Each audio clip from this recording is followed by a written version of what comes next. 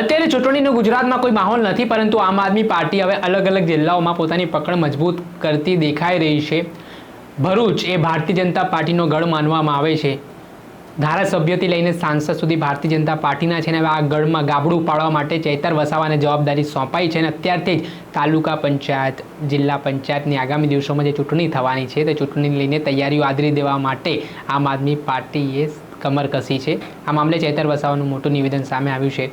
તેઓ શું કહી રહ્યા છે, વિગતે વાત કરી। વૈષ્ણવજન તો તેને કહીએ જે પીડ પરાઈ જાનાને રે। નમસ્કાર દર્શક મિત્રો, નવજીવન ન્યૂઝમાં આપનું સ્વાગત છે। હું છું ફૈઝાન। આમ તો કહેવાય છે ગુજરાતમાં ત્રીજો પક્ષ ક્યારે ફાવ્યો નથી, પરંતુ આમ આદમી પાર્ટીએ 2022ની વિધાનસભાની ચૂંટણીમાં જે પ્રદર્શન કર્યું છે તેના કારણે સ્વીકારવી પડે એ વાત કે ત્રીજા પક્ષ જો મહેનત કરે તો નવા જૂની ગુજરાતના રાજકારણમાં થઈ શકે છે। વાત કરીએ તો આગામી સમયમાં હવે જે જિલ્લા પંચાયત, તાલુકા પંચાયત તેમજ જે અલગ અલગ ચૂંટણીઓ યોજાવાની છે તેને લઈને આમ આદમી પાર્ટી અત્યારથી જ એક્શન મોડમાં જોવા મળી રહી છે। ભરૂચ જિલ્લામાં આમ આદમી પાર્ટી કાર્યકર્તાઓનું સંમેલન તેમજ કાર્યકર્તા સંવાદ કાર્યક્રમ રાખ્યો હતો। આ કાર્યક્રમને લઈને કાર્યકર્તાઓને ઉર્જાનો સંચાર થાય, માર્ગદર્શન મળે, સાથે જ કેવી રીતે આગામી દિવસોમાં ભારતીય જનતા પાર્ટીને પડકાર આપવો છે તે પ્રકારની રણનીતિ ઘડવામાં આવી રહી છે। ત્યારે આમ આદમી પાર્ટીના ડેડિયાપાડાના ધારાસભ્ય ચૈતર વસાવાને ભરૂચ જિલ્લાની જવાબદારી સોંપાઈ છે। આમ તો ભરૂચ જિલ્લો કહેવાય ભારતીય જનતા પાર્ટીનો ગઢ માનવામાં આવે છે, કેમ કે ભારતીય જનતા પાર્ટીના અહીંયા ધારાસભ્ય, સાંસદ સભ્ય છે ને એ ગઢમાં ગાબડું પાડવામાં ચૈતર વસાવા કેટલા સફળ નીવડે છે તે સૌથી મહત્વની વાત છે। ત્યારે તેમનું મહત્વનું નિવેદન સામે આવ્યું છે।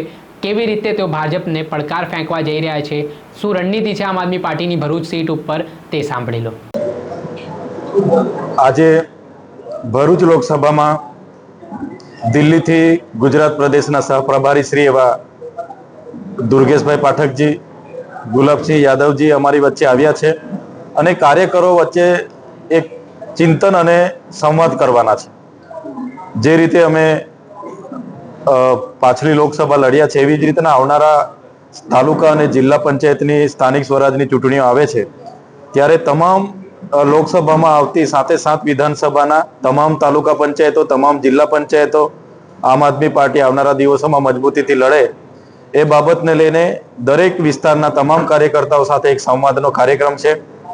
સાથે સાથે ભરૂચ વિસ્તારના, ભરૂચ લોકસભાના જે લોકોની સમસ્યાઓ છે, આપ સૌ જાણો છો આ વિસ્તારમાં જે જીએમડીસીના પ્રશ્નો છે, જીઆઈડીસીના પ્રશ્નો છે, રોજગારીના પ્રશ્નો છે, ખેડૂતોના પ્રશ્નો છે, નેશનલ હાઈવેમાં જમીન સંપાદન થાય એની બાબતો છે, સાથે સાથે પીવાના પાણી હોય, સિંચાઈના પાણી હોય, કે જ્યાં પણ જે પણ વર્ષો જૂના પ્રશ્નો છે એનું નિવારણ આમ આદમી પાર્ટી કઈ રીતના લાવે એ બાબતને લઈને આવનારા સ્થાનિક સ્વરાજની ચૂંટણીને લઈને તમામ બાબતોને લઈને આજે ચર્ચાનો આ કાર્યક્રમ છે અને મોટી સંખ્યામાં ભરૂચ લોકસભાના તમામ પદાધિકારીઓ અને કાર્યકરો અહીં ઉપસ્થિત થયા છે। ત્યારે દુર્ગેશ પાઠકજી અને યાદવજી સાહેબનું માર્ગદર્શન અમને બધાને મળી રહેશે અને પાર્ટી આવનારા દિવસોમાં મજબૂત બને એ જ અમારા બધાના પ્રયાસો છે। ચેતરભાઈ, હાલની અંદર જે લિગ્નાઇટ જીએમડીસીનો જે પ્રોજેક્ટ આવી રહ્યો છે, દરેક આદિવાસી નેતા એક મંચ પર આવ્યા છે। આવનારા સમયમાં શું તાલુકા પંચાયત અને જિલ્લા પંચાયતમાં બી એક મંચ પર રહેશે?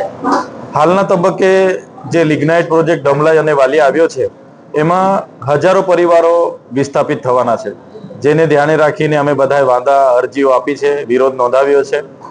એક સામાજિક મંચ પર અમે બધા ભેગા થયા હતા। આવનારા ભવિષ્યમાં જો સેન્ટ્રલ લેવલથી કોંગ્રેસ સાથે ગઠબંધન હશે તો ગઠબંધનમાં રહીને લડીશું, અને આમ આદમી પાર્ટી સ્વતંત્ર લડવાનું થશે તો તમામ બેઠકો સ્વતંત્રતાથી લડશે। આપણે સાંભળ્યા આમ આદમી પાર્ટીના ડેડિયાપાડાના ધારાસભ્ય ચૈતર વસાવા, તેમણે ભરૂચ જિલ્લાને લઈને વાત કરી છે। આગામી સમયમાં જે સંગઠનાત્મક રીતે તેઓ કામ કરવા જવાના છે, જે જુદા જુદા પ્રશ્ન છે, લોકોની સમસ્યાઓ છે, તે સમસ્યાઓને લઈને તેઓ લોકોને પણ મળવાના છે ને આગામી દિવસોમાં જે ચૂંટણી થાય છે ત્યારે કેવી રીતે રાજકીય ગણિત ભરૂચમાં બેસે છે ને જે હવે ત્રિપાખ્યો જંગ ગુજરાતમાં ખેલાવા જઈ રહ્યો છે તેના કારણે અનેક પ્રકારની ચર્ચાઓ વેગવાન બની છે। દર્શક મિત્રો, નવજીવન ન્યૂઝને આપ લાઈક કરી લો, સબસ્ક્રાઇબ કરી લો અને શેર કરવાનું ભૂલતા નહીં। વૈષ્ણવજન તો તેને કહીએ જે પીડ પરાઈ જાના।